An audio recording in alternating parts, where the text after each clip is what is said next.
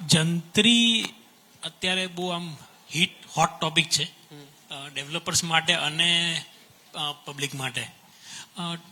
જંત્રી વધારવાથી પબ્લિકને કે ડેવલપરને major effect આવે છે એવું નથી. જંત્રીને એસોસિએટેડ 3-4 વસ્તુઓ છે. એઝ અ ડેવલપર પર્સપેક્ટિવથી જોવું તો અમારો FSI જે અમે કોર્પોરેશન પાસેથી કે ઓથોરિટી પાસેથી બાય કરીએ છીએ દેટ ઇઝ એસોસિએટેડ વિથ જંત્રી. એ બહુ મોટું ફેક્ટર છે. એટલે જંત્રી તમારી ઓલ ઓફ અ સડન વધી જાય,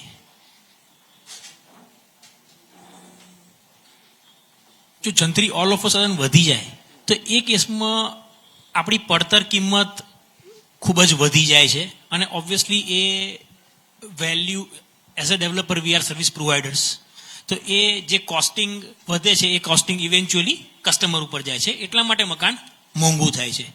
હવે જંત્રી વધારવા બીજો પોઈન્ટ છે પ્રીમિયમ. જે તમે શરત ફેર કરો છો, નવી શરતની જમીન જૂની શરતમાં કન્વર્ટ કરો છો, એ કેસમાં again that is associated with jantri. જંત્રીના 40% ભરીને આપણે પ્રીમિયમ ભરીને એને નવી શરતમાંથી જૂની શરતમાં કન્વર્ટ કરીએ છીએ. હવે અગેન જંત્રી વધી જાય તો એ પણ લેન્ડ વેલ્યુમાં અફેક્ટ કરે છે. એટલે ઇવેન્ચ્યુઅલી જે મકાન એની ઉપર બને છે એટલે મકાનની વેલ્યુમાં અફેક્ટ આવે છે. આવા ફેક્ટર્સ જે જંત્રીથી એસોસિએટેડ છે એને જો સરકાર એનાથી અલગ રીતે અલગ ફોર્મ્યુલાથી ઇધર ડીલિંક કરી દે, કોઈ સ્પેસિફિક વેલ્યુ ઉપર કન્વર્ટ કરી દે તો જંત્રીની ઇફેક્ટ મકાનની કિંમતમાં આવવાની નથી. એટલે કસ્ટમરને કોઈ ફરક ખાસ પડશે નહીં.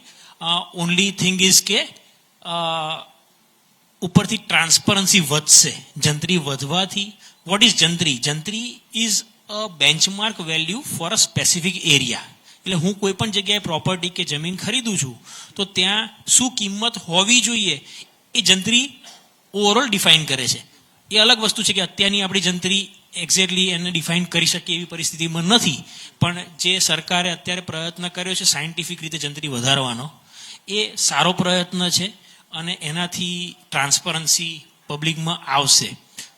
ડેવલપર પર્સપેક્ટિવથી મેં કીધું એ રીતે જો આ 2-3 ફેક્ટર્સ જે છે, સ્ટેમ્પ ડ્યુટી છે, એવા ફેક્ટર્સ જો ધ્યાનમાં રાખવામાં આવે અને જંત્રીથી ડિલિંક કરી દેવામાં આવે અથવા એમાં સ્પેસિફિક વેલ્યુ ઘટાડવા કરવામાં આવે. અત્યારે 5% સ્ટેમ્પ ડ્યુટી જે સરકાર લે છે એને ઘટાડીને કદાચ 1% કે 2% કરવામાં આવે તો જંત્રી વધે તો આપણને પ્રોબ્લેમ થતો નથી.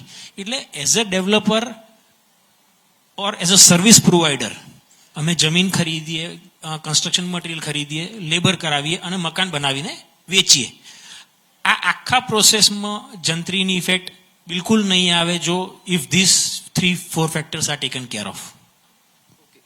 એટલે આ તો આમાં પણ બીજો એક સવાલ હું એડ કરીશ, પણ એના માટે પછી આવીશ. પાર્થભાઈ, તમારી પાસેથી જાણવું છે કે દેશના જે મેટ્રો સિટી છે અને એમાં અમદાવાદ પણ એક મેટ્રો સિટી છે, રિયલ એસ્ટેટ સેક્ટર દેશના અન્ય મેટ્રો સિટીની અંદર જે તમે જોઈ રહ્યા છો એ અમદાવાદમાં જે છે એમાં કઈ રીતે અલગ છે અને એમાં તમને અમદાવાદમાં શું અલગ લાગે છે?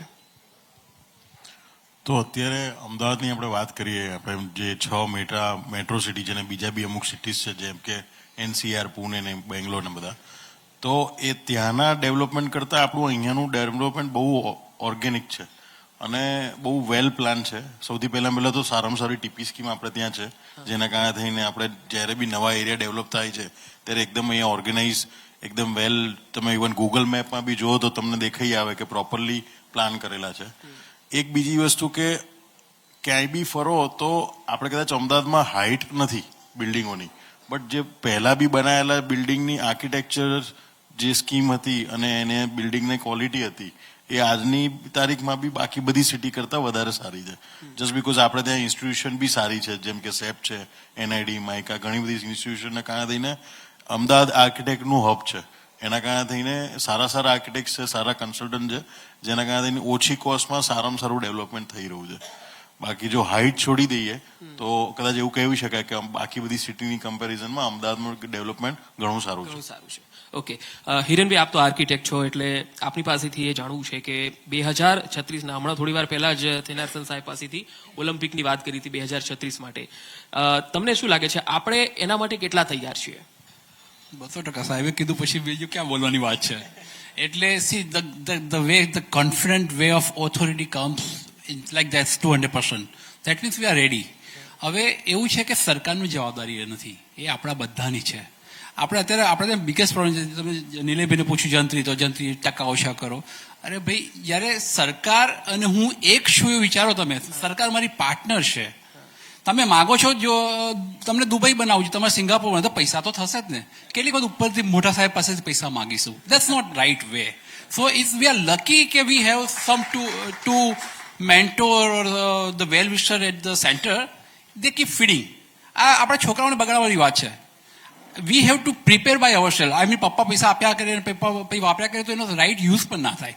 એટલે we have to get ready for becoming for the Olympic. અને reality check. Yes, we have confidence. Ahmedabad is ready for that. Our authorities તેરાસને ક્યાંય મહેરબાની કરીને બીજી જગ્યાએ કોઈ ખસેડી ના કરે, એ બધા માટે આપણે કામ કરવાનું છે. હી is a man of green. Because આપણે ત્યાં પ્રોબ્લેમ એ છે કે સાહેબ બહુ સારું કામ કરે તો એમનું ઉચકીને બીજે લઈ જાય. એટલે આપણે પાછા એટલે we have to be absolutely see. He is a man of horticulture. જ્યારે 30 લાખ ઝાડ રોપવા એ કંઈ રમત વાત નથી. You are working with live things અને the way confident. Is a man of horticulture. એ ધારે તો અમદાવાદને 2 વર્ષમાં સિંગાપોરને પાછળ પાડી દે એવી કેપેસિટી છે. પણ સાહેબ ઉગાડે તો ભાઈ આપણે સાચવવું તો પડે ને. હવે આપણે પાણી જ પીવાના જઈએ ત્યાં જ પેલી પાનની પિચકારી મારીએ તો ભાઈ અમદાવાદ ક્યાંથી ઓલિમ્પિક આવવાનું છે? તો it is our on responsibility to do something fantastic. V have two consider કે મારી સરકાર મારી જ છે, મારું શહેર મારું ઘર છે. તો મારું ઘરમાં હું ઓશિકા સરસ રીતે મૂકું છું તો પછી મારે ફૂટપાથ સાહેબે બનાવીને આટલા કરોડના સાહેબે કીધું કે આટલા 1000 કરોડ ફિગર્સ અને સારા બિમલબી જેવા સાહેબે સરસ મજાની રિવરફ્રન્ટ બનાવી હોય અને પછી ત્યાં તમે પેલું નાસ્તો કરીને પડ્યું ફેંકીને જાઓ તો that's not Amdavadi. So we have to educate our self. We are equally responsible. We are good to have good authority, but આપણી વધારે જવાબદારી છે. એકલી સરકાર નહીં કરે આમાં.